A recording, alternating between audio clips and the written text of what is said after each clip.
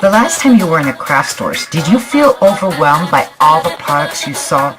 Did you wish you had a personal coach to teach you how to use all these gadgets?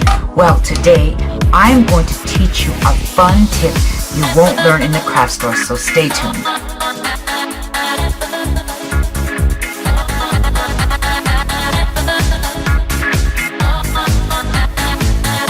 One of the first gadgets that I found when I first started crafting was this heat tool. Well, I loved it because it was so easy to use. I just stamped the image onto a piece of cardstock with pigment ink and poured some embossing powder on it, heat set it, and I had a beautifully embossed image. Well, I love that, but I wanted to know, what else can I do with this? Is that all there is to it? I don't want to emboss every single image, so what other way can I use this? Well, today I'm going to teach you a fun tip on how to use the heat tool in a totally different way that you will not learn in the craft stores. I have been busy in my office creating. Here is a sneak peek of a card that I am creating for Dazzling Diva Challenge number 20 that will be released tomorrow. Check this out. This is my little sneak peek into my card. And as I was creating my card, I attached this piece of Add a Little Dazzle craft metal sheet, but I ran into a problem.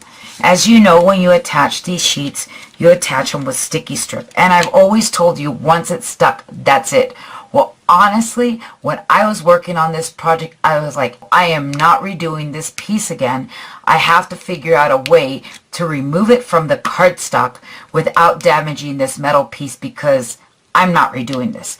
And so I experimented with the heat tool, and I am so excited to tell you that you can remove this piece of metal that is adhered with sticky strip using the heat tool. So let me show you how to do that. So the first thing you're going to do is you're going to go ahead and set the heat tool, put it on, and let it start heating up. Once you got it there, then what you're going to do is you're going to take your heat tool and you're going to place it on the opposite side of where the metal sheet is adhered. Once you've done that, you're going to stop. It's going to be hot, so you have to be careful. Take a pointed edge and look what happens. It has started coming off. This is not a one-shot thing. You have to do it little by little. And so here I removed some of it, and I'm going to go back in and do it some more. And then come back in carefully because it is hot. And look at that. It is coming off. Now, I have removed this side of it. Now I want to remove the other side, because you don't want to just rip it off, because if you do, the metal is going to bend. So you're going to flip it over the other way and heat up the other side. And you're going to go right along the edges where you have that sticky strip. Come in, you can take a sharp edge just to loosen it so you don't burn yourself. And then come in, look at that. And here, if you find that, like right here, I'm almost there, but I still have that little piece and it's not going to come off easily. Just going to flip around and heat that portion right there behind it. And then come in carefully, grab it from the side that's not hot, and look at that. Voila! I have just peeled off my Add a Little Dazzle craft metal sheet. Now you may notice that some of the sticky strip is there, but you know what?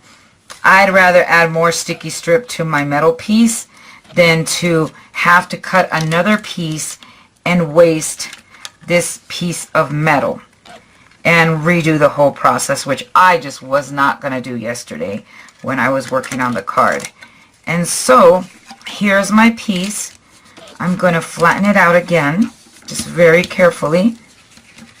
And now I'm going to go back and put some more sticky strip along the four walls and reposition it and get it exactly where I want it. Now, isn't that cool? That is a super fun tip using your heat embossing tool that you will not learn in the craft stores. Make sure to come back tomorrow as I reveal the full card that is perfect for Easter, for spring, for Mother's Day, or any other occasion. This card is gorgeous. You're going to love it. If you enjoy fun tips and tutorials such as these, then make sure to sign up for my newsletter at www.addalittledazzle.com. And make sure to follow our blog so that you can learn fun and new ways to use your products that you will not learn in the craft stores. If you have any questions, please feel free to email me at monica@addalittledazzle.com.